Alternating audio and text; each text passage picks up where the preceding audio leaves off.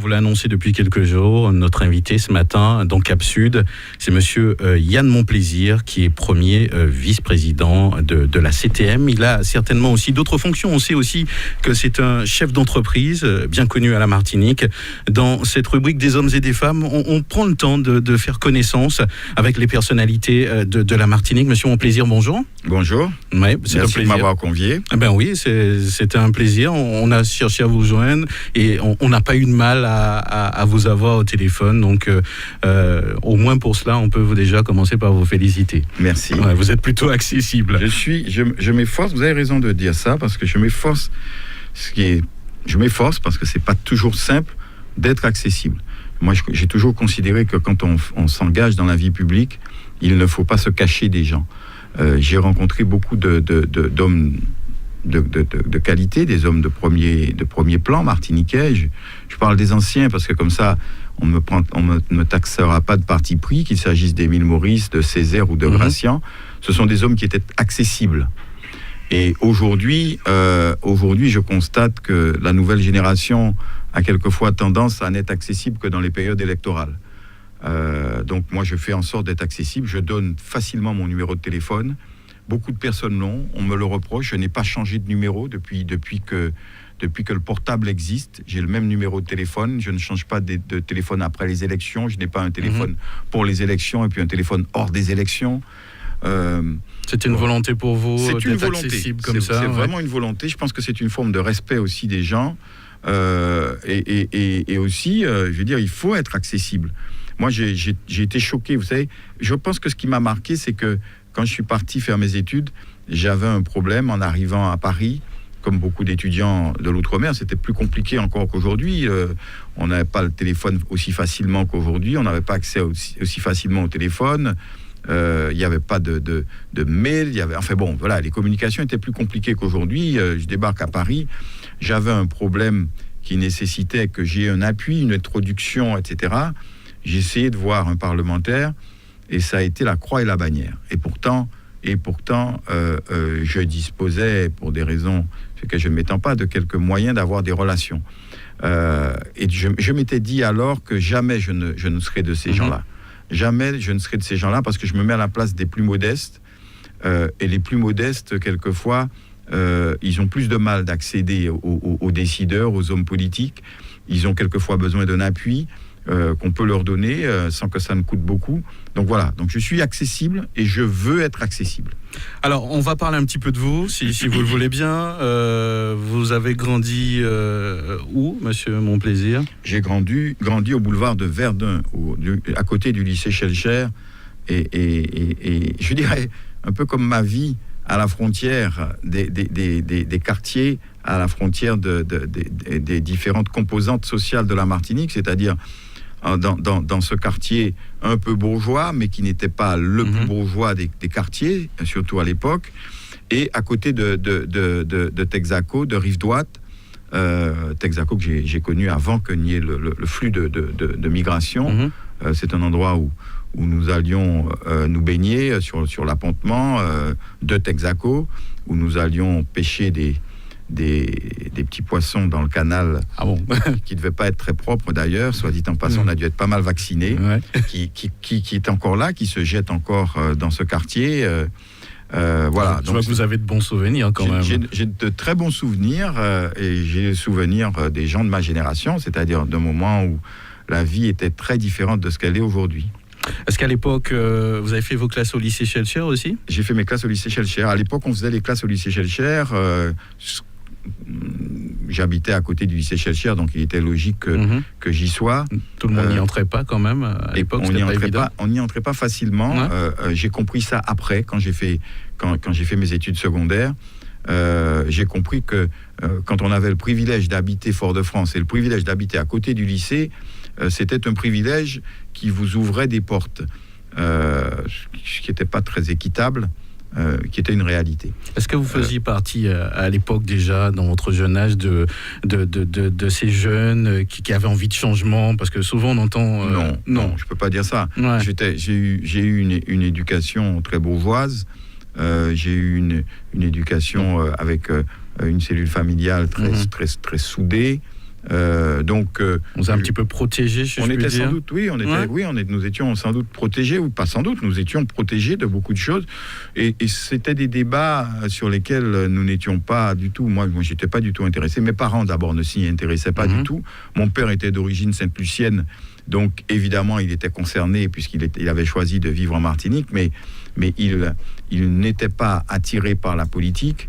Il avait une grande méfiance, pour ne pas dire autre chose, vis-à-vis du monde politique, qu'il considérait comme un monde pas toujours rationnel et pas toujours honnête. Il faut dire les choses comme elles sont. Il avait cette vision du politique qui était que il y avait trop de politiciens qui n'étaient pas honnêtes. Bon voilà, j'ai entendu ça dans mon enfance. Et donc ce n'était pas un monde à ses yeux qui était très beau. Et donc voilà, et puis on parlait pas politique chez moi, on parlait de la guerre, parce que mon père avait souffert de la guerre, on parlait du général de Gaulle, on parlait de l'amiral Robert, beaucoup. C'est plutôt ça qui a forgé ma conscience politique, mon attachement à la liberté, mon attachement à la résistance aussi, à cette forme de résistance qui a conduit ces Martiniquais à quitter l'île pour aller se battre pour les libertés, pour la France, pour l'idéal français. Et puis mon attachement sans doute aussi à la République, au travers précisément de ces valeurs, je dirais, permanentes, pour ne pas dire éternelles, de la République. Alors, vos études, à un moment, vous partez certainement dans l'Hexagone, si je peux dire comme ça. Oui, vous avez fait vos études. Oui, pour moi, c'était logique à un moment donné de partir.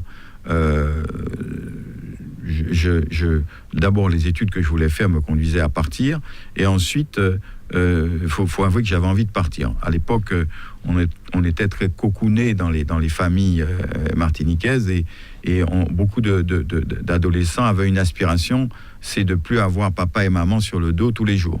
Pas qu'ils étaient désagréables, mais on avait vraiment envie d'avoir voilà, de se construire, de prendre sa liberté. Alors aujourd'hui, les jeunes quelquefois quittent la cellule familiale. Quand ils sont adolescents, à l'époque c'était plus compliqué. C'était plus compliqué d'un point de vue affectif, d'un point de vue de l'organisation de la société, et puis c'était très compliqué aussi d'assumer son indépendance. Donc voilà, donc pour moi le fait de partir, c'était une manière d'assumer mon indépendance, et puis c'était une manière aussi d'aller, comme on disait à l'époque, d'aller en France, parce que il faut bien comprendre qu'à l'âge de 18 ans, je n'avais pas foulé le sol européen, j'avais jamais été sur le continent, j'avais été un peu dans la Caraïbe, à la faveur d'abord de mes liens familiaux avec Sainte-Lucie, et à la faveur du sport, parce que comme j'étais assez sportif et que je faisais pas mal de compétitions en natation et en voile, j'avais été amené à me déplacer dans la Caraïbe, à Barbade, à Trinidad, en Guadeloupe. Vous parlez pas souvent de cette partie de votre vie, hein? Non, vous m'interrogez un petit peu, et puis en même temps, je fais un flashback. Je réfléchis aujourd'hui, à tout ça aujourd'hui, mais je n'avais jamais été en Europe. Je connaissais pas la France. Je n'avais jamais vu la neige. J'ai vu la neige, j'avais 18 ans. On aurait dit aujourd'hui de moi que j'étais un boloco. Voilà, c'était un peu ça, mais c'était tous les jeunes Martiniquais. On nous parlait du musée du Louvre, on nous parlait de Fontainebleau, on nous parlait des fleuves. Et nous avions pour toute notion de fleuve le canal de Vassor. Ça c'est sûr.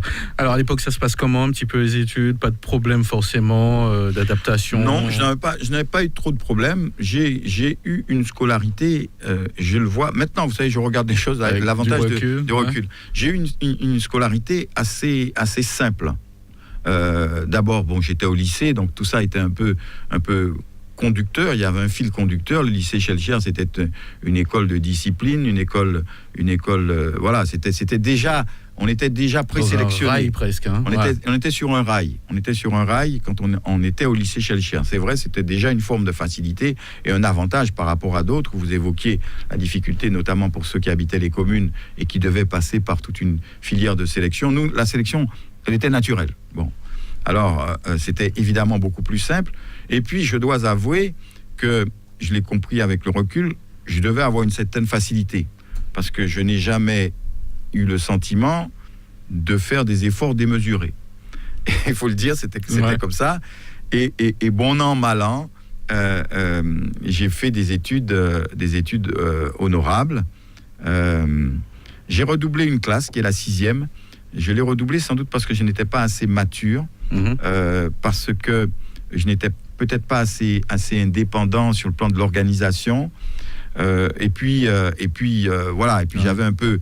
Je suis passé un peu de ce... Après tant d'années, vous reconnaissez, vous arrivez à faire l'analyse de cette période. Ouais. Et sans doute aussi que, comme nous avions des maîtres qui nous tenaient très, très, très, très, très bien. Et après, je me retrouve avec tous ces professeurs. Donc, dans cette forme, entre guillemets, dans mon esprit de désordre, qui ne l'était pas, ça me donnait une plus grande marge, je dirais, d'indépendance que j'ai mal utilisée.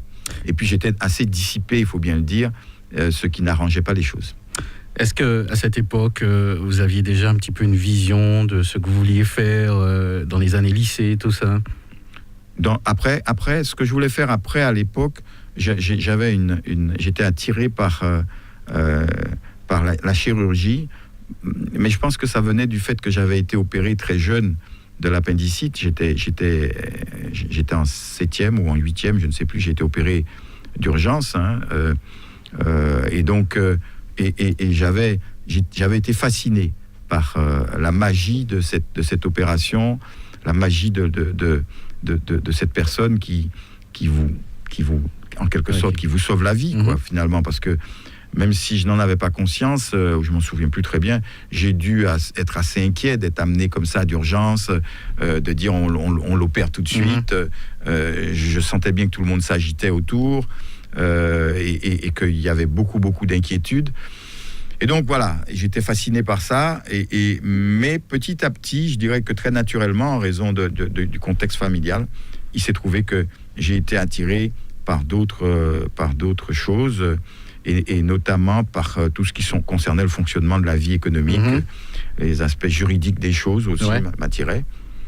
Et puis, et la politique qui m'attirait du fait de... Moi, j'aimais le débat, j'aimais les débats.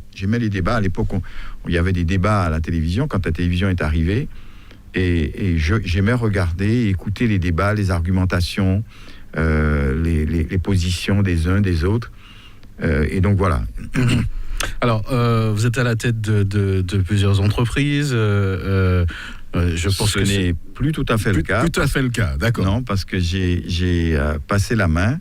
Je pense qu'il faut savoir faire preuve à la fois de sagesse et en même temps avoir le souci de l'efficacité. Donc là, j'étais venu pour moi, je me sens encore très plein d'énergie, mais au bout d'un moment, vous comprenez, moi, j'ai des enfants, j'ai des neveux, je ne veux pas faire d'eux le prince Charles, avec donc il faut les mettre... Il faut passer la main. Ouais. Il faut passer la main. Et il faut laisser à d'autres la possibilité de s'exprimer. Donc, et surtout, et aussi, je ne voulais pas de mélange des genres. Je suis impliqué dans la vie politique à un niveau de responsabilité qui, selon moi, nécessite que je sois plus que jamais indépendant. J'ai toujours été très indépendant, j'ai toujours bien séparé les deux activités. Quelquefois, j'ai, au détriment des activités professionnelles, c'est-à-dire entrepreneuriales, j'ai peut-être fait souffrir un petit peu le groupe dont j'avais la responsabilité en raison de mes implications politiques. Et donc, je ne veux pas que ce soit le cas, et je ne veux pas non plus que qui que ce soit ait la tentation de penser ou de dire que j'abandonne mon indépendance ou mon engagement au service de l'intérêt général sur l'autel d'intérêt particulier. Donc, c'est quand même une décision importante, hein, de passer, de laisser la main, de se dire bon, maintenant j'ai envie de faire quelque chose pour mon pays. C'est une décision. Ça fait un moment que j'ai envie de faire quelque chose et que je fais des choses pour mon pays. C'est une décision très importante, et c'est une décision où je donne un sens à ma vie. J'ai depuis très longtemps pris conscience que la vie est très très courte, que nous sommes de passage, que nous sommes infiniment petits au regard de l'humanité, mais que nous avons chacun d'entre nous une mission à accomplir dans ce temps de passage que nous avons. Et moi, je veux que ma vie ait un sens par rapport à l'intérêt général et par rapport à ce que je peux apporter aux autres, à ma famille, bien évidemment, mais aussi à mon pays, aux gens qui souffrent, aux gens que je ne connais pas. C'est pour ça que j'ai été engagé aussi dans la vie associative et caritative. Et j'aimais bien ce mot de Follereau qui disait qu'on ne pouvait pas être heureux seul, et qu'on ne pouvait pas être heureux en pensant qu'il y avait des gens malheureux ailleurs. Moi, à chaque fois que je me sens très très heureux, je suis interpellé par le fait qu'il y a des gens qui souffrent. Elle dure pas longtemps, votre joie, des fois. Ben, non, c'est vrai. Je vais vous dire quelque chose. J'envie les gens qui sont simplement heureux, peut-être parce qu'ils sont un peu simplement égoïstes. Donc, et je me dis que c'est simple. Aux heureux conscients, quoi, au fait. Ouais, moi je suis quelqu'un d'heureux parce que j'aime la vie, parce que j'ai appris à aimer la vie, parce que je trouve toujours une raison.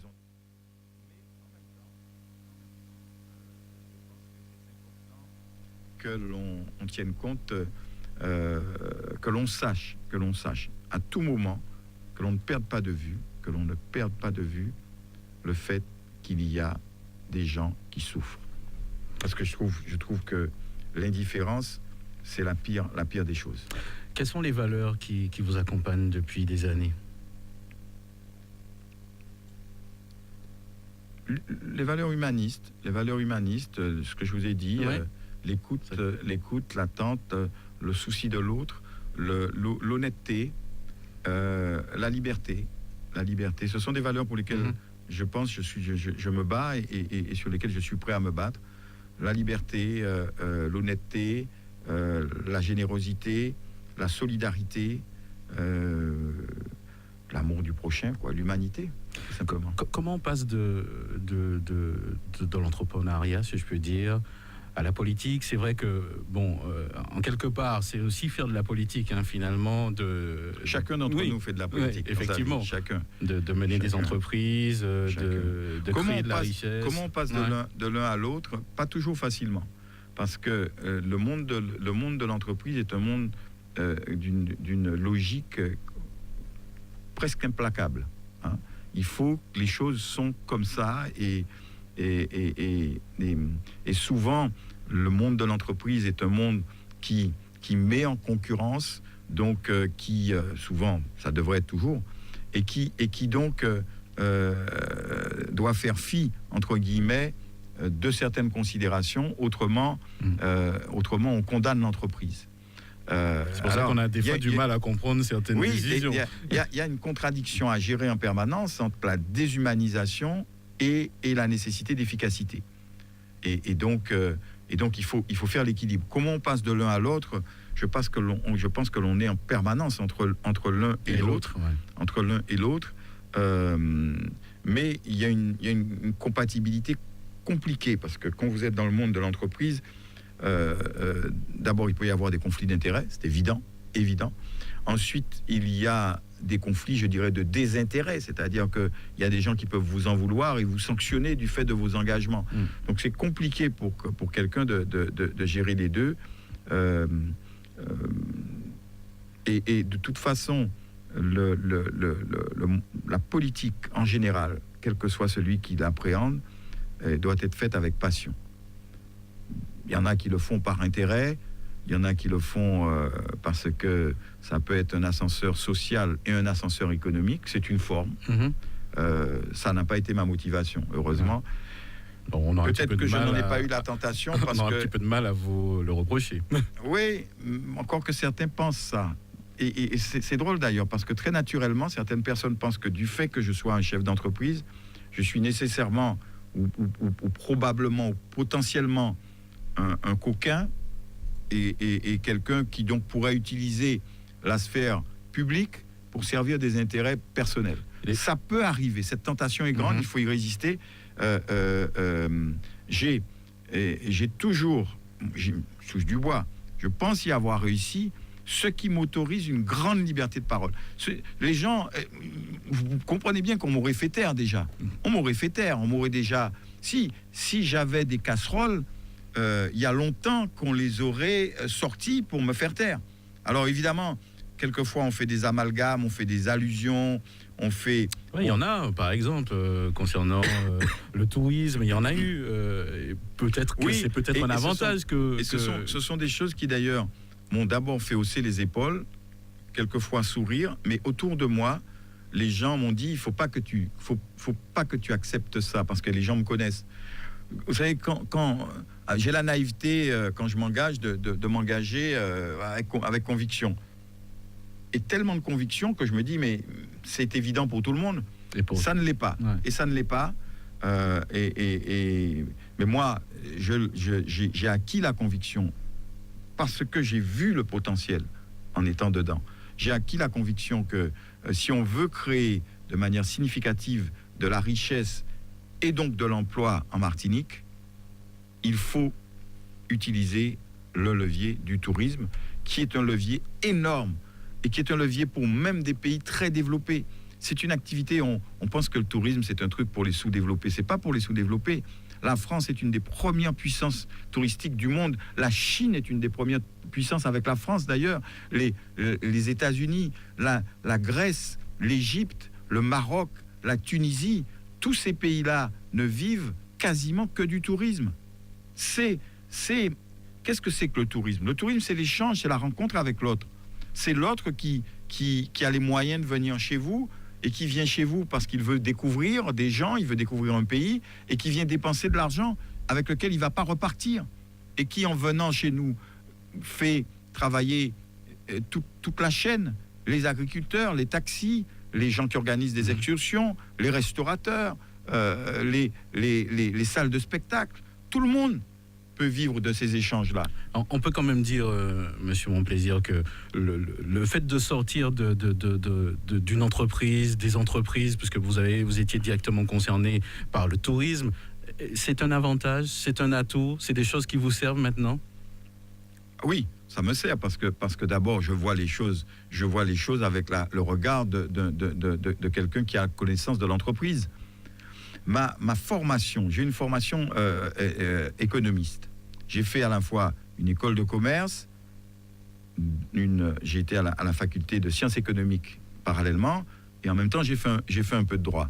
Donc je dirais que j'ai de l'organisation économique de la société une vision que je crois être à la fois celle de quelqu'un qui a eu les pieds dans la gadoue, et en même temps qui a été amené à réfléchir plus largement sur les mécanismes économiques. À l'international, on voit bien qu'on fait souvent appel à des chefs d'entreprise, on en dépose certains pour pouvoir mener à bien des projets. Et pourquoi en Martinique on a du mal Parce que d'abord les chefs d'entreprise très peu viennent, parce qu'on a beaucoup d'entreprises. Vous savez, quand vous êtes un chef d'entreprise, beaucoup de nos entreprises sont des petites entreprises. Si l'entreprise n'a pas une certaine taille, pour permettre aux chefs d'entreprise de s'organiser au niveau de son temps, le responsable d'une petite entreprise, il est dans le quotidien. Tous les jours, il a la tête dans le guidon, il a les mains. Direct, il est acteur très, très, très direct. Bon, quand on a une entreprise d'un peu plus grande, on a un peu plus de recul. Et donc, on peut organiser son temps de travail sans être sous la pression permanente de l'immédiateté de l'action.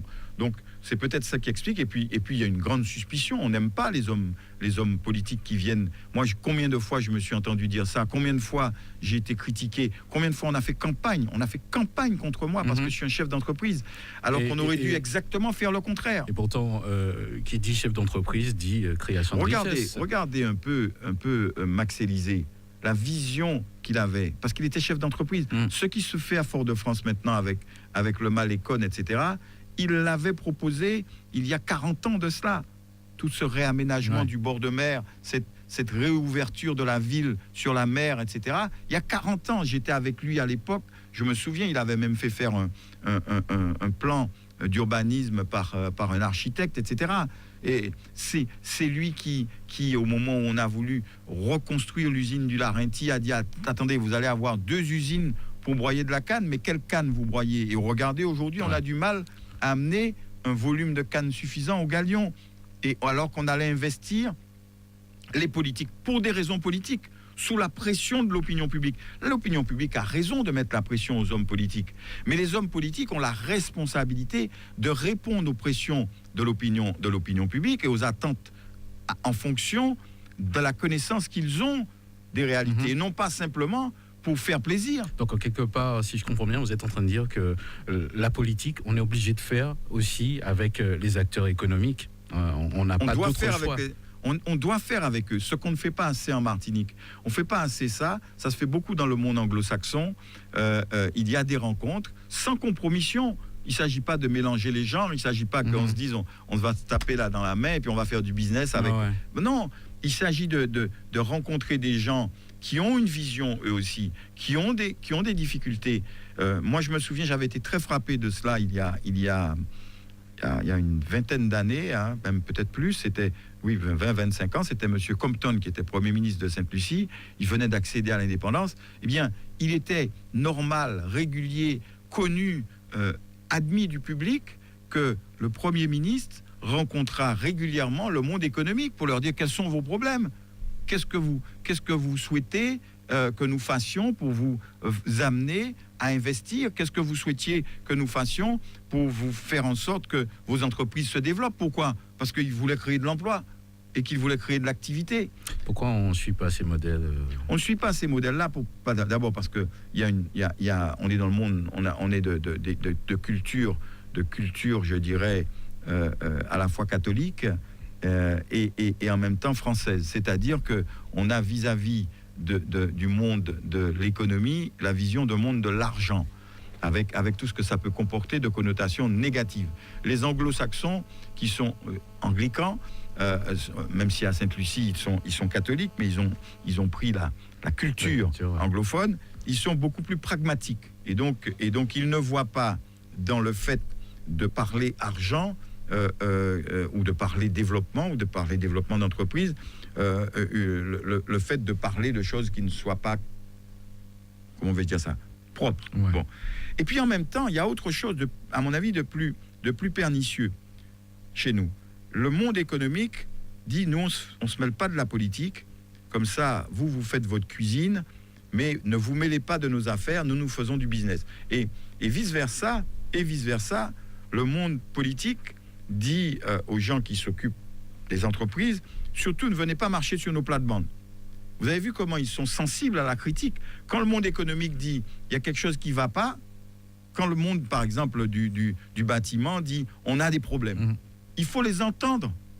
Il ne faut pas dire ces gens-là, ils sont en train de parler la bouche pleine, etc. Il faut les entendre. Peut-être que c'est un problème de voir les choses dans la globalité, finalement. Pas que le chef d'entreprise, peut-être... Voilà, voir les choses dans la globalité, et puis ne pas avoir peur d'échanger et ne pas penser que parce qu'on échange, on va être dans la compromission.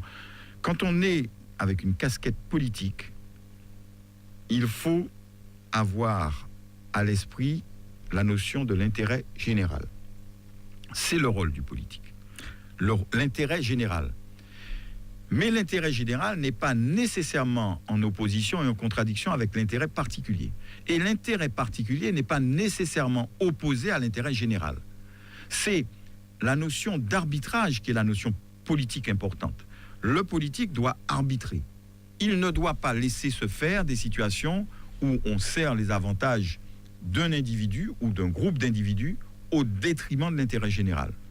Mais si le politique voit l'opportunité au travers de l'instauration d'une dynamique de servir l'intérêt général, il ne doit pas non plus se dire, en servant l'intérêt général, je vais servir un intérêt particulier, donc je préfère ne pas servir l'intérêt général, comme certains le font. Et bon, voilà, moi je pense qu'il faut être très pratique, très pragmatique. Les entrepreneurs, et il y en a. C'est quoi être entrepreneur ?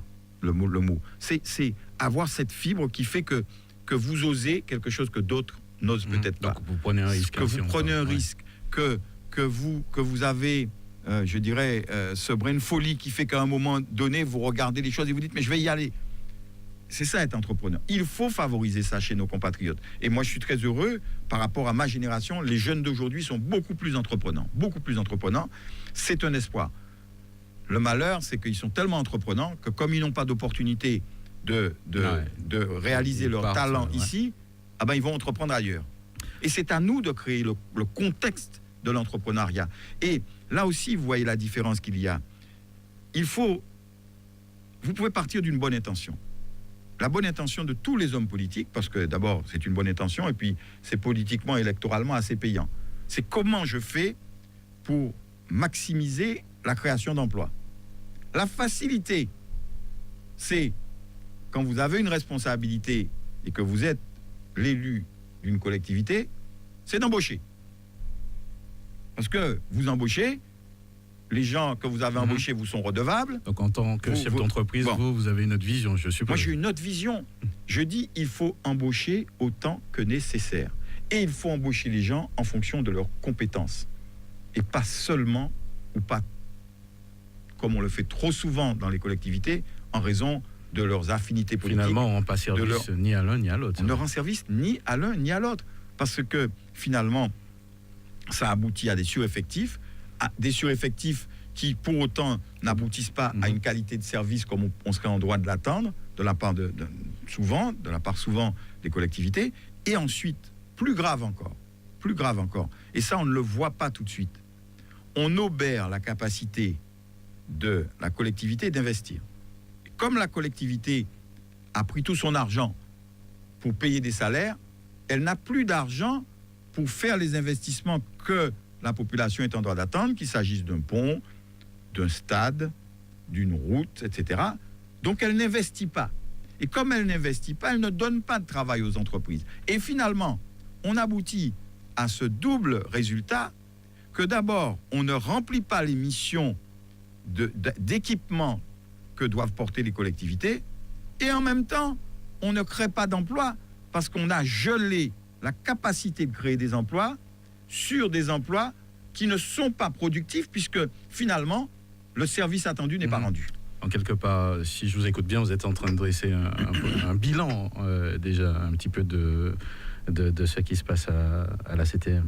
Oui, c'est d'ailleurs une des raisons qui m'a conduit à signer ce contrat avec le Grand Assemblée, parce que l'orientation qui était prise par la région, notamment, qui était dirigée par celui qui était susceptible de devenir le responsable de la collectivité, était une orientation qui me paraissait mortifère.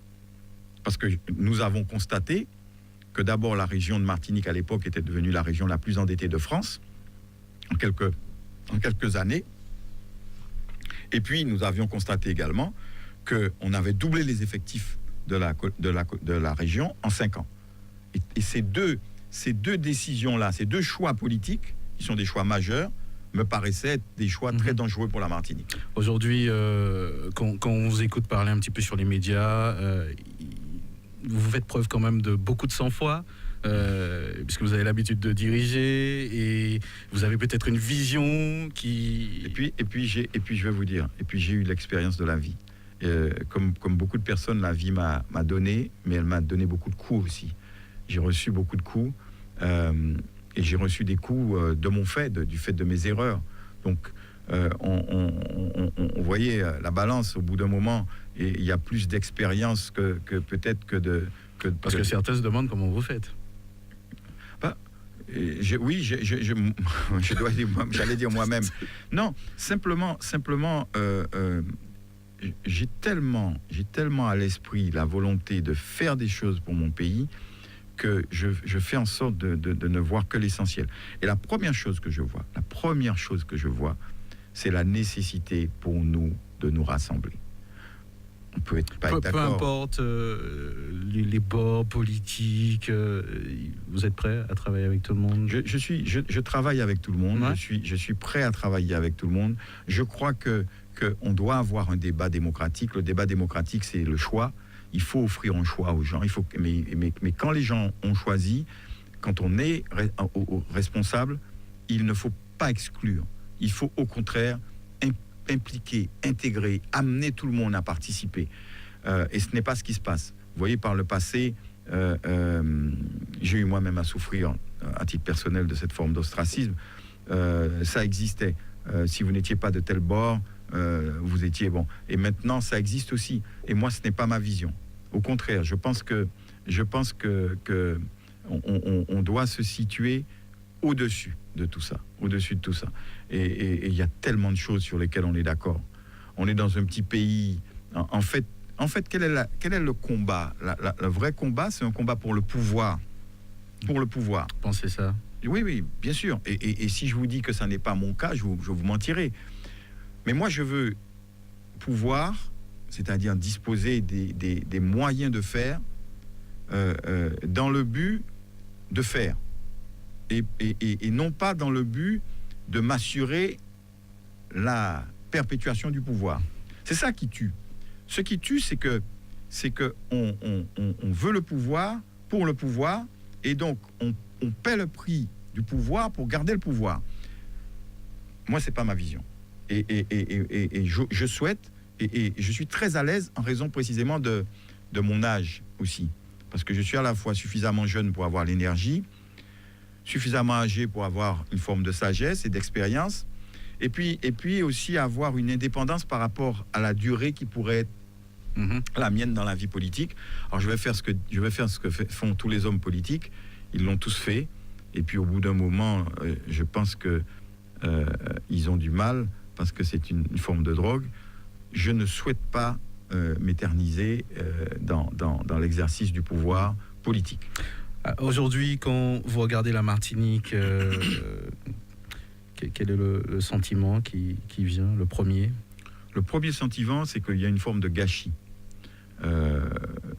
Nous étions, il y a 40 ans de cela, le premier département d'outre-mer. Quand je dis ça veut dire quoi, le premier? Dans beaucoup de domaines. Nous étions le premier sur le plan du PIB, c'est-à-dire de la richesse globale par rapport aux autres îles. Nous étions un département jeune, nous étions un département créatif, nous avions une autorité politique nationale, c'est-à-dire qu'on était entendu nationalement, on entendait les voix de nos élus. C'est vrai qu'il y avait des élus de grande qualité, il y avait Césaire, Sablé, Camille Petit, c'était des hommes, Émile Maurice, c'était des hommes qui étaient entendus. La Martinique était entendue dans le concert national. Aujourd'hui, nous jouons d'un instrument qui est couvert par le son de l'instrument des autres. C'est-à-dire qu'aujourd'hui, par exemple, nous nous sommes mal battus, notamment sur le plan économique, parce que nous avons laissé partir les sièges d'une quantité de grandes entreprises, le siège d'Orange, le siège d'Air France, le siège de la Bred, beaucoup. Et ça n'est pas neutre. D'abord, ça n'est pas neutre en termes de nombre d'emplois, parce que là où il y a le siège, il y a en général plus d'emplois que dans les filiales. Ça n'est pas neutre en termes de choix, de décision. Et ça, c'est dû aussi à la politique. Par exemple, pourquoi est-ce que l'indicatif d'Orange, c'est Guadeloupe et pas Martinique? Le siège d'Orange est en Guadeloupe. On se demande pourquoi. Alors, ils m'ont expliqué que c'est l'ordre alphabétique, mais je n'y crois rien. C'est simplement parce que les dirigeants sont en Guadeloupe, que les documents sont remplis à partir de là, et que quand il s'est trouvé qu'il y avait une organisation qui nécessitait qu'il y ait un seul patronyme, parce que c'était des questions techniques, eh bien, au lieu de penser que ça aurait un impact sur nous, ils ont mis Guadeloupe. Et aujourd'hui, quand vous appelez la Martinique, de métropole ou d'ailleurs, il s'affiche l'indicatif Guadeloupe, ce qui n'est pas neutre. Je me bats pour que ce soit changé, ça va l'être. Ça met un peu plus de temps que je ne le voudrais, parce que il y a des procédures administratives assez lourdes, mais ils ont bien compris, parce que je leur ai dit que nous sommes en droit de les poursuivre et de demander d'être dédommagés, parce que l'image, la lisibilité, la visibilité de la Martinique en souffre. Donc, c'est ça qui me fait mal aujourd'hui. Quand je regarde mon pays, et chacun est un peu chauvin, moi j'aime beaucoup la Guadeloupe, j'aime beaucoup Sainte-Lucie pour des questions évidentes, puisque mon père est originaire de Sainte-Lucie, que j'ai la double nationalité, que j'ai de la famille là-bas. Mais mon pays, c'est la Martinique. C'est la Martinique, mon pays. Je ne veux pas faire de mal aux autres, mais je ne veux pas ne rien donner aux autres. Mais quand j'ai à choisir, et je vais nourrir d'abord mon pays. Et donc, je souffre aujourd'hui de ça. Et ce qui fait ça, c'est le populisme. Le populisme a tué la Martinique. Le populisme, c'est le renoncement à l'effort. c'est le renoncement au dépassement de soi. C'est le renoncement à l'élite. Il ne faut pas avoir honte de dire qu'un pays doit avoir des modèles. Nous avons des modèles sur le plan intellectuel, sur le plan sportif, sur le plan économique. Il faut que ce soit nos référents. Et non pas le « Ah mais non, il est bon comme ça, mais pour tu as dit ça ». Non, non, il faut avoir envie que la Martinique soit première de la classe. Moi, je veux que mon pays soit premier de la classe. Et donc, je dis à chacun des enfants de ce pays, essaye. Alors, tout le monde n'est pas premier de la classe. Et il ne faut pas fustiger ceux qui n'y arrivent pas. Il ne faut pas dire, puisque tu n'y arrives pas, tu es un mauvais, donc toi, on va te mettre sur... Non, il faut aider ceux qui sont plus faibles. Mais il faut avoir l'ambition d'être premier. Et c'est ça. C'est cet élan-là que j'ai vu perdre à la Martinique. J'ai vu perdre cet élan-là parce que on a dit tout est possible. Tout est possible. Tout est possible, a priori. Quand je dis tout est possible, oui, tout devrait être possible. Mais vous ne pouvez pas vouloir faire de chaque Martiniquais, moi le premier, une vedette et un champion du monde de football. J'ai pas les aptitudes. Dieu, mes circonstances de la vie ne m'ont pas donné ces aptitudes-là. Mais j'ai envie que notre Martiniquais soit le meilleur. Et je ne vais pas le tirer vers le bas, lui dire de venir à mon niveau pour que j'apparaisse brillant. Je vais lui dire, heureusement que tu es là. Moi, j'aurais voulu, et je souhaite faire comme toi. J'essaie de faire comme toi. J'invite mes proches, mes amis, ma famille à essayer de faire comme toi. Mais je ne vais pas te dire, descends pour venir à mon niveau, comme ça, on sera tous contents. Non. Est-ce que vous avez des regrets? Ah, j'ai beaucoup de regrets. J'ai beaucoup de regrets, j'ai plein de regrets. J'aurais voulu, comme tout le monde, je pense, j'aurais voulu refaire ma vie pour ne pas faire certaines choses que j'ai faites et dont je considère que ça a été des erreurs. Mais politiquement parlant, les alliances... Non. L'alliance avec Alfred Marie-Jeanne, l'alliance avec les indépendantistes, je l'assume. Oui. D'abord parce que je pense qu'il faut que tous les Martiniquais, quelles que soient leurs options sur ce plan-là, puissent travailler ensemble. C'est pas parce qu'il est indépendantiste, il n'a pas pris les armes. Ce serait à refaire, vous aurez... Je l'aurais refait tous les jours. Oui. Ben, si il était indépendantiste, les armes à la main, et qu'il voulait, par la force des choses, me conduire, y compris par des pressions physiques, là, vous auriez mis là j'aurais pris les armes aussi. Mais si il est indépendantiste, et c'est son droit, il est dans le cadre démocratique, et c'est pas ni lui ni moi qui allons décider. C'est la population martiniquaise. La population martiniquaise, il faut bien comprendre les choses comme elles sont, surtout aujourd'hui. Si la population martiniquaise souhaite être indépendante, je ne vois pas comment on va l'arrêter. Alors, moi, je ne le souhaite pas. Je vais essayer de dire c'est pas possible. Mais s'il y a une majorité, on ne pourra pas démocratiquement l'arrêter. Et donc, à partir du moment où on est dans le jeu démocratique, moi, je n'ai pas de problème avec ça. À part cette vision qui nous différencie, il y a à faire vivre une population. Il y a à donner à manger à des enfants. Ils ne sont pas des enfants qui sont indépendantistes, donc ils ne mangent pas, ou ils sont pas indépendantistes, donc ils ne mangent pas. Il y a à faire vivre un pays. Et il n'y a pas à se dire, est-ce qu'une route doit passer ici ou là, parce qu'on serait indépendant ou on ne serait pas indépendant. Il y a des réalités. Ces réalités-là sont les réalités du quotidien des Martiniquais. Et nous pouvons les gérer ensemble. C'est ce que nous avons fait. Nous n'avons pas signé un contrat d'alliance, nous avons signé un contrat de mandature. C'est-à-dire que nous avons décidé qu'ensemble, nous allions faire en sorte de redonner une dynamique de développement à notre pays. Vous êtes satisfait, plutôt satisfait, ou vous êtes un peu frustré Plutôt satisfait, quelquefois frustré, quelquefois impatient, mais en même temps, je savais que ce serait la règle du jeu. La règle du jeu, c'est que nous étions une majorité, d'abord qu'aucun ne pouvait décider pour l'autre, sauf à aboutir à une rupture, et ensuite, la règle du jeu, c'est qu'il y avait un président de l'exécutif qui allait être l'élément porteur de la dynamique, parce que c'est comme ça la répartition des rôles. Et alors, bien sûr, on n'est pas toujours d'accord. Ça se sait. Ça ne se sait pas toujours, parce que moi, je suis pas là pour faire des... Qu'est-ce qui se sait pas alors? Je suis pas là pour faire des cancans. Ce qui ne se sait pas, c'est que... Je suppose que... Ce qui ne se sait pas, c'est que nous avons des discussions franches.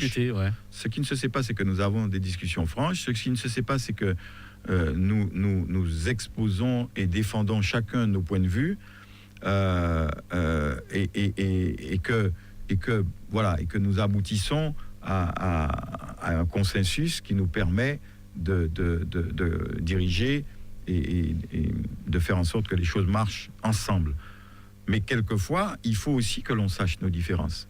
Il faut qu'on sache nos différences parce que c'est de la diversité de nos points de vue que naît l'enrichissement du débat politique. Si quelquefois nous ne faisons pas savoir que sur tel ou tel point nous ne sommes pas tout à fait en phase, comment allons-nous savoir quelle est la position de l'opinion publique? Comment allons-nous entendre les gens? Et puis, je pense que c'est démocratiquement sain que nous puissions faire état de nos différences pour que les gens sachent que la politique qui est menée globalement, nous y adhérons et nous la soutenons. D'ailleurs, nous avons voté les budgets, les comptes administratifs, mais que nous avons des nuances. Quelle est votre vision aujourd'hui, les projets avec votre groupe politique? Les projets au sein de la collectivité? Pas forcément, mais dans des prochaines échéances, peut-être qu'il est un peu tôt d'en parler, je ne sais pas. Il est tôt pour en parler, mais toute vision politique a pour objet de donner les moyens de mettre en œuvre la vision. J'ai une vision pour la Martinique, j'ai une volonté, et j'aurais souhaité que la Martinique aborde les années qui viennent de manière différente, que l'on ne soit plus dans le conflit politicien, qu'on ne soit plus dans le cancan politique, qu'on puisse avoir le courage et l'honnêteté de dire je me suis trompé, qu'on puisse avoir l'intelligence de discuter avec l'autre sur des sujets. Je trouve par exemple que le dialogue sur le TCSP a été insuffisant. J'aurais souhaité et j'aurais souhaité qu'il y ait, alors de part et d'autre, je ne jette la pierre à personne, je ne dis pas que ce soit la faute de celui-ci ou de celui-là, mais si j'avais eu personnellement un rôle plus important à jouer, que je n'ai pu le faire, j'aurais favorisé ce dialogue pour permettre, parce que... Il y a des zones qui sont toujours pas expliquées jusqu'à présent, à votre avis? Il y a des zones qui sont pas expliquées, et puis il y a des choses qu'on aurait pu faire plus vite et mieux si on avait discuté, plutôt que de camper sur des positions. Mais c'est vrai de part et d'autre. Et ça, vous voyez, on peut changer ça. On peut changer. Il ne faut pas se dire que c'est pas possible. Il ne faut pas se dire que ça n'est pas possible. Donc vous reconnaissez... Moi, je vois des hommes politiques, par exemple, qui refusent. J'ai connu ça à l'époque. Qui refusent de se donner la main. C'est symbolique, mais c'est important. Et puis c'est inhumain pour moi de faire ça. C'est inhumain, c'est déshumain, si je puis dire. Pourquoi? Parce que j'ai connu ça par le passé. Si vous n'arrivez même pas à donner la main à l'autre, même si vous n'êtes pas d'accord avec lui donner la main pour dire, écoute, on n'est pas d'accord, mais nous sommes avant tout des êtres humains, tu veux bien faire, moi aussi, est-ce qu'on ne peut pas essayer de discuter? On n'aboutira peut-être pas, mais je vais peut-être mieux comprendre ce que tu as à l'esprit. Je veux peut-être mieux intégrer ce que tu as à l'esprit et sans te le dire peut-être, parce que je n'aurai peut-être pas le courage, l'honnêteté et l'intérêt politique de l'avouer trop publiquement, mais je tiendrai compte de ce que tu dis. Il nous reste quelques minutes. Moi, je retiens que vous êtes plutôt du genre à reconnaître quand vous êtes trompé, en vous écoutant. Ouais. Oui. Je suis plutôt oui. Je sais quand j'ai fait des fautes. Je sais quand j'ai fait des fautes et je réfléchis beaucoup là-dessus. Alors quelquefois, je manque d'honnêteté parce que ça n'est pas facile d'avouer toujours, et puis ça n'est pas toujours productif. Si vous dites ça tout le temps, les gens finiront par se dire que d'abord vous n'avez pas confiance en vous. Donc il faut assumer ses erreurs. Quand on se trompe, il ne faut pas que ce soit un appauvrissement. Et c'est un appauvrissement si on ne reconnaît pas s'être trompé, si on n'a pas l'honnêteté de faire son introspection, de se dire là je me suis trompé, parce que ça veut dire que vous n'en tirez pas des leçons. Oui, moi je pense qu'il faut savoir reconnaître ces torts. Parce que c'est pas pour ça qu'on a l'impression, d'où le but un petit peu de cette émission, que les hommes politiques c'est des super-héros dans une bulle. C'est bien pour cela que nous on fait ce genre d'émission, c'est justement pour permettre de voir que c'est aussi des hommes ce sont des hommes. Et vous avez raison. Et il faut. Mais si les hommes politiques sont comme ils sont, c'est parce que la population les a poussés. Vous pensez? Les a poussés. Quand la population dit aux hommes politiques, mais vous n'avez pas résolu le problème des sargasses. Aujourd'hui, les hommes politiques doivent avoir l'honnêteté et le courage de dire, nous sommes impuissants. Nous n'avons peut-être pas tout fait, nous n'avons peut-être pas bien fait, nous n'avons peut-être pas fait assez vite, mais globalement, nous sommes impuissants devant l'ampleur du phénomène et nous n'avons peut-être pas pris suffisamment tôt en compte l'ampleur du phénomène. Et donc, il faut savoir faire ça, mais les gens n'attendent pas ça de nous. Ils attendent que ce soit des super-héros. Donc, on voit quelque chose d'extraordinaire. C'est qu'un homme politique a beaucoup de mal à dire « ce n'est pas mon domaine ». Moi, par exemple, il y a des domaines où je me sens très à l'aise, toute évidence. Et puis, il y a des domaines où je suis moins à l'aise. Je suis moins à l'aise, par exemple, dans le domaine de l'éducation. Je suis moins à l'aise dans le domaine de l'agriculture. Voilà. Donc, même si je comprends bien les phénomènes économiques et donc je comprends bien l'agriculture à travers la partie économique. Mais qu'est-ce que je dis? Moi, je dis, telle personne est plus qualifiée que moi. Je sais par exemple que si j'ai un problème, on m'interpelle sur un problème et que je me pose une question, je vais consulter des gens. Par exemple, dans mon groupe, je consulte Sylvia Saïsoutane pour les problèmes concernant l'éducation. Elle est certainement aujourd'hui une des personnes, parce qu'elle est enseignante, parce qu'elle a cette sensibilité, parce qu'elle a eu l'intérêt, la curiosité de s'intéresser à ces choses-là, elle est une des meilleures expertes de ces problématiques-là. Et elle a à la fois le sens des responsabilités, c'est-à-dire qu'elle est capable de dire non, y compris à des enseignants, alors qu'elle a été elle-même autrefois enseignante, mais précisément parce qu'elle connaît bien le sujet. Et donc, il faut savoir avoir l'humilité de dire « ce n'est pas mon domaine ». Mais quand on invite un homme politique, dans un domaine quelconque, une fois qu'il a été élu, il est devenu l'expert de tous les sujets. Et vous entendez des gens qui parlent de tous les sujets. Alors, on aura peut-être l'impression que je parle plus volontiers de certains sujets parce que je sais que ces sujets-là, je les maîtrise. Et je parle moins des autres sujets. J'aurais pu faire le savant, mais je préfère reconnaître mes limites. Il y a des gens qui savent mieux que moi, il faut faire appel à eux. Deux petits mots sur la santé quand même. Vous faisiez partie des élus qui ont défilé hier à Fort-de-France. Sur des bases très objectives. Nous avons ici des gens qui, dans le domaine de la santé, sont très dévoués. Et nous avons aussi un niveau de soins que beaucoup de nos voisins nous envient. Mais en même temps, quand on compare cela à ce qui se passe sur l'ensemble du territoire national, on s'aperçoit que l'insularité fait que nous devons avoir ici des niveaux de soins qui permettent, en raison de la nécessité liée à la distance, de soigner les gens très rapidement dans certaines circonstances. Et donc, nous ne pouvons pas compter sur le département d'à côté pour pallier les insuffisances de notre territoire. Il faut donc que nous ayons une réponse qui soit à la mesure de notre problématique. Il faut ensuite que l'on donne les moyens à l'hôpital public et qu'on le fasse avec le souci de l'égalité. Il est inégal que l'on ait donné des sommes aussi importantes à l'hôpital de la Guadeloupe et que l'on ait demandé aux hôpitaux de la Martinique de supporter la charge des investissements qui s'avèrent incontournables. Ah, mais pour quelle raison? Est-ce qu'on a des réponses? Mais la réponse, c'est simplement que, à mon avis, nos parlementaires nous ont mal défendus. Parce que l'échelon national dépend du combat, entre guillemets, de la présence de nos parlementaires. Et puis, il faut bien le dire.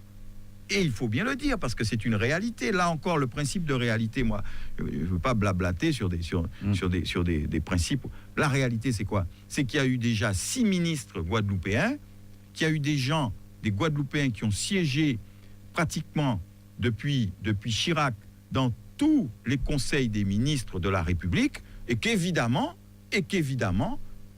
le territoire dont ils sont issus en tire bénéfice. C'est ça la réalité. Et puis on fait semblant de ne pas voir ça. Alors, soyons pratiques et pragmatiques. vous vous rendez compte, si nous en sommes là, c'est parce que le Parti progressiste martiniquais, qui a été appelé par Mitterrand, puis par Chirac, à venir participer au gouvernement, a refusé systématiquement. Parce que, disent-ils, ils ne veulent pas, mais moi je crois qu'ils ne veulent pas assumer des responsabilités, tout simplement. Ils ne veulent pas assumer des responsabilités au sein de la République française, puisque leur mot d'ordre, c'est on veut d'une forme de séparation. Alors aujourd'hui, ils sont un peu flous là-dessus, bon, mais c'est un vrai problème, c'est un vrai débat. Et là, je ne fais pas de la petite politique politicienne, je fais de la politique pratique. La pratique, dans notre intérêt de Martiniquais, aurait été qu'on ait un Martiniquais qui, à un moment donné, soit passé dans le gouvernement, parce qu'il aurait créé des réseaux, parce qu'il aurait créé des contacts, parce qu'il aurait créé des habitudes. Aujourd'hui, vu de Paris, vous savez bien que pour eux, tout ça, c'est un peu la même chose. Ils savent, certains, ils sont un peu meilleurs en géographie depuis qu'ils voyagent un peu, ils sont un peu touristes. Mais tout ça, c'est quelque part ailleurs. Et vu de Paris, aujourd'hui, eh bien, la porte d'entrée pour notre région, c'est la Guadeloupe. Vous avez certainement suivi les interventions des ministres. Quel est votre avis? Vous êtes plutôt convaincu? Je suis convaincu. Monsieur Hulot, que je connaissais au travers de la télévision, comme chacun d'entre nous, c'est quelqu'un un peu comme j'aime, quoi. C'est un vrai. En tout cas, c'est le sentiment que j'ai eu, c'est un vrai. C'est-à-dire quelqu'un de concret, quelqu'un qui regarde les choses comme elles sont, qui compose aussi avec les choses, parce qu'il faut savoir composer. Faut pas être sur une autre planète. Je suppose que quelquefois il voudrait aller plus loin, mais qu'il est confronté à la réalité de l'exercice du pouvoir. Le pouvoir, c'est la responsabilité. La responsabilité, c'est la limite du pouvoir faire. Et donc, il faut arbitrer. Donc, il arbitre, mais avec beaucoup de générosité, avec beaucoup de bonne volonté, avec beaucoup de pragmatisme. Et je suis relativement confiant sur le fait que l'approche que nous prenons maintenant est la bonne. Avec aussi une implication de l'administration locale. Nous avons un préfet qui a pris le problème à bras-le-corps, parce que ce problème-là, alors c'est vrai qu'on pensait que c'était un peu... On ne savait pas trop si ça allait revenir, on espérait que ça ne revienne pas. Mais les expériences du passé n'ont même pas été capitalisées. Même en termes je dirais, d'accumulation de savoir, comme en 2015, il y a eu la crise et puis on n'a rien fait, on a laissé tomber. Eh bien maintenant, je pense que aussi bien les responsables locaux, parce que nous avons une part de responsabilité, il ne faut pas rejeter tout sur l'État, mais les représentants de l'État aussi ont pris à bras le corps ce problème. Donc je suis plutôt satisfait d'avoir rencontré. J'ai eu l'occasion d'être invité à un déjeuner avec des élus, avec des maires et les deux ministres. Nous avons échangé donc en cercle restreint. Et j'ai le sentiment que des décisions qui sont conformes à l'exigence de la situation seront prises à court terme. Tant mieux. Juste avant de vous laisser partir, puisqu'on arrive déjà à la fin de ce moment qui a été très vite, un message peut-être pour la population martiniquaise, celle qui nous écoute, avant de vous laisser partir. Ce que je voudrais dire aux Martiniquais, c'est que il faut que nous soyons, bien entendu, comme nous le sommes, fiers de notre pays, mais que nous soyons fiers au travers des exigences que nous avons pour nous-mêmes, pour apporter quelque chose à notre pays. C'est pas simplement attendre de lui. Et puis, je voudrais dire aux Martiniquais que tout est possible, si chacun d'entre eux le veut. Et je ne suis pas convaincu que ce soit suffisamment le cas. Quand je prends le taux de participation aux élections, 74% d'abstention aux élections législatives au premier tour, ça veut dire qu'il y a une perte totale de confiance dans les hommes politiques. Ça veut dire qu'on ne croit plus au monde politique. Ça veut dire qu'on pense que ce n'est pas possible. Ça veut dire qu'on pense que rien ne va changer, qu'ils vont tous faire la même chose. Moi, ce que je dis, regardez ce qui s'est passé depuis 40 ans. Ce sont les mêmes, alternativement, qui sont au pouvoir. Il y a eu une ouverture que nous avons favorisée.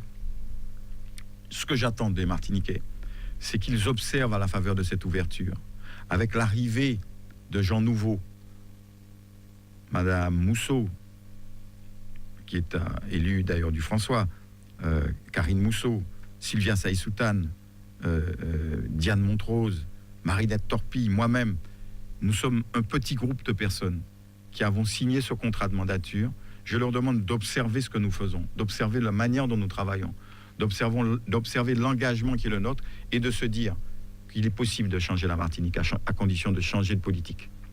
Merci d'avoir accepté notre invitation, Monsieur Yann Monplaisir, et puis on espère vous inviter très bientôt. Merci, invitez-moi un peu plus souvent, parce que comme vous êtes perché sur les hauteurs, comme vous ne m'invitez pas assez souvent, chaque fois que je viens, je me perds. Alors j'ai là. Bon, vous invitez-moi plus souvent pour que je connaisse la route.